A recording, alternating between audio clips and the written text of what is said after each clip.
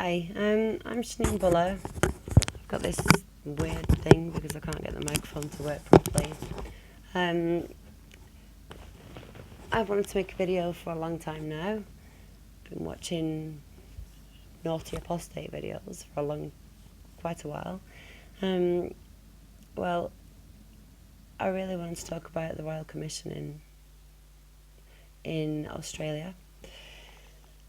It's been enlightening. I knew a lot of things were bad. I knew for a fact they covered up child abuse. But the processes I just kind of blocked out and forgotten, really. It's been a long time. I've not been a witness for 15 years now. I think I'll address the things that the elders and the Bethel workers and Mr. Jeffrey Jackson said in another video. I really wanted this video to be about what they can do in the future and what they need to do, because they need to make a booklet, which they're really good at doing, or a video, one of their amazing broadcasts.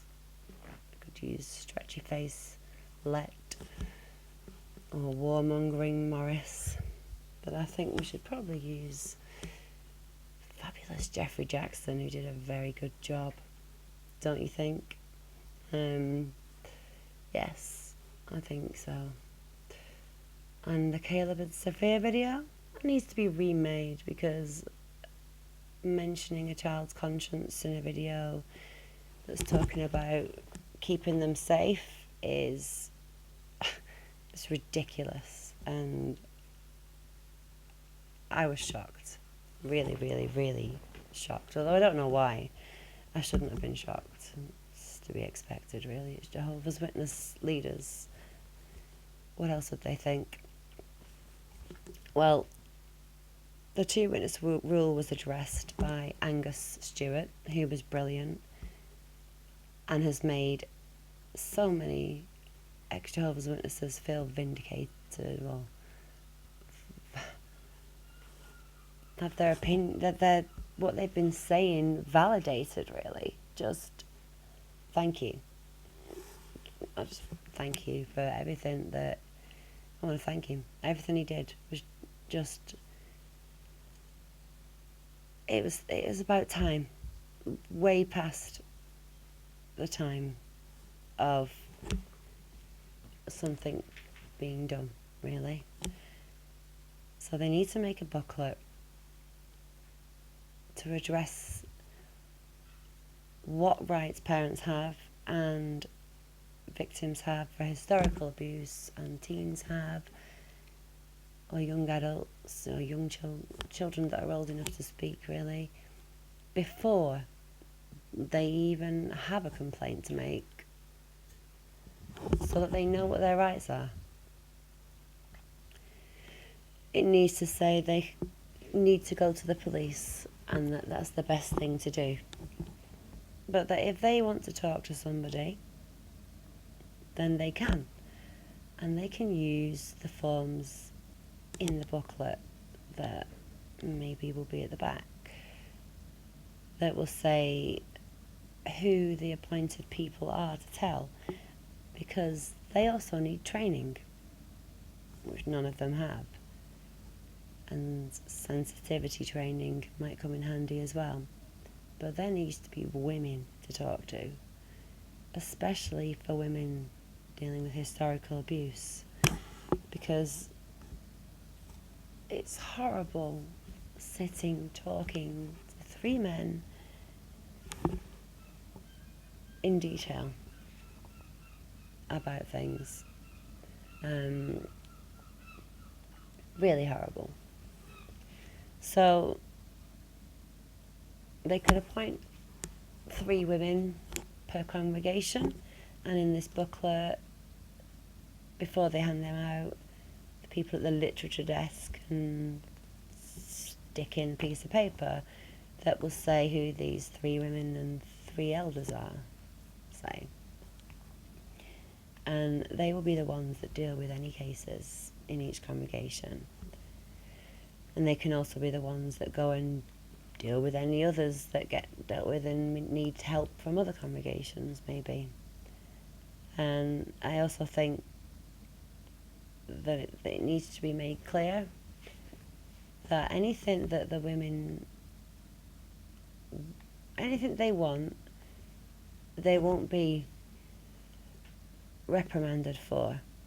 And it needs to say something like, we understand how difficult it is to express the things that have happened, and if you would prefer there to be no men in the room when you are saying what's happened, please tell us here who you want to be with you. And then they can pick, and it'll feel like much less pressure, I imagine, if it can be a complaint form, envelope, or abuse allegation, some standard form, rather than saying to an elder, I've got something I need to tell you. Sorry, I've got laryngitis at the moment. If they can say, without having to directly talk to somebody. And it can also say, if you would prefer to write a letter, the person you've appointed will be the one to come with you when you hand it in, or will help you write it and help jog your memory. If you want somebody to come to the police station with you, please phone one of the members, one of the people on the form, and we will happily come down with you if you need support. Child abuse is a crime, and reporting it is important so that we don't bring reproach upon Jehovah's good name, instead of not reporting it. So now they've brought really bad news to themselves.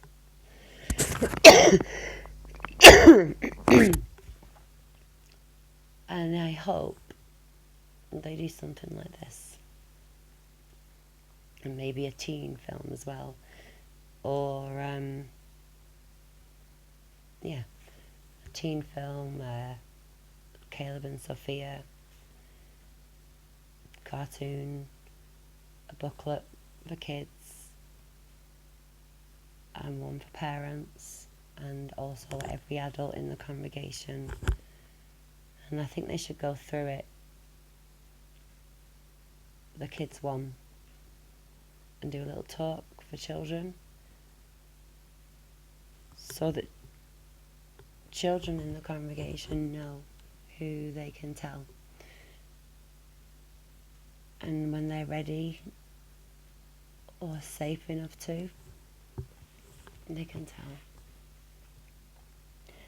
I also think they need to make sure that in this book for the children, they write down helplines they can ring, that they can tell teachers, as many people as possible. The more people they say that they can contact for help, the better, because it's usually family members who do the abuse. And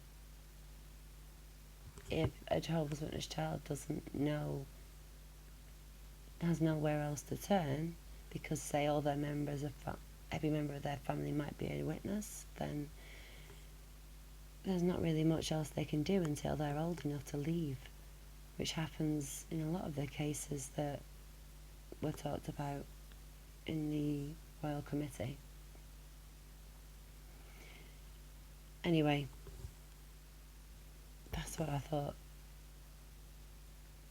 might be a good thing for them to do, because I can't see how else they're going to get around it otherwise, because their shepherding book's not really very much of a secret anymore, and they can't show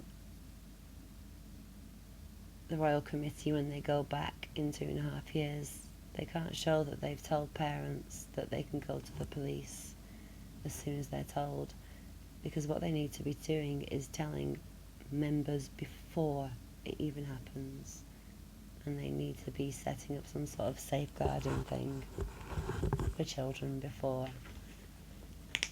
any allegations are made, so that everybody knows their rights.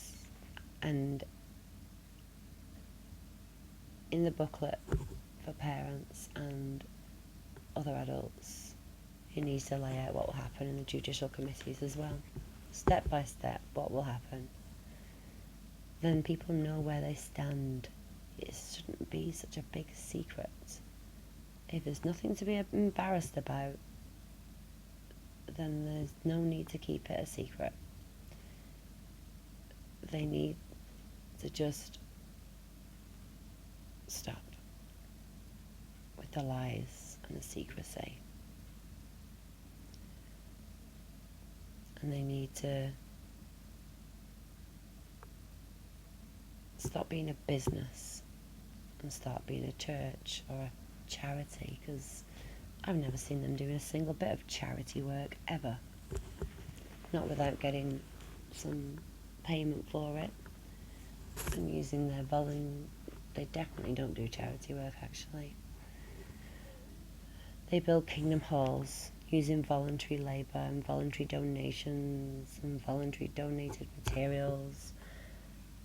They make books using voluntary labour and voluntary voluntary donations that buys the equipment, and the voluntary donations keeps the whole place running so that they can get more members to bring in more voluntary donations. And they tell members how rubbish they are and how much more they could be doing all the time, because it's never ever enough. And they also shun members who leave.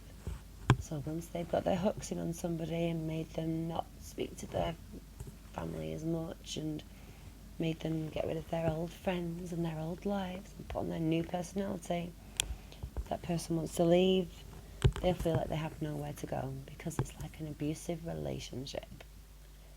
And the Jehovah's Witness religion is the abusive partner, and there's no escape, or at least that's what they want you to think. But there is, and there is life after Jehovah's Witnesses, although you are always affected by it, always. I was in it only from the age of 9 to 19, and it really has affected me in more ways than I even knew. More things come up all the time that I haven't realised I've got from the control methods they use and their members. But I'll talk about all these things and all the different reasons I left, of which there are many. Covering up child abuse being one. And I'll talk about all those things because I've got a lot to say, and I like to vent it out. So I hope to speak on here again, and thank you for watching. Bye.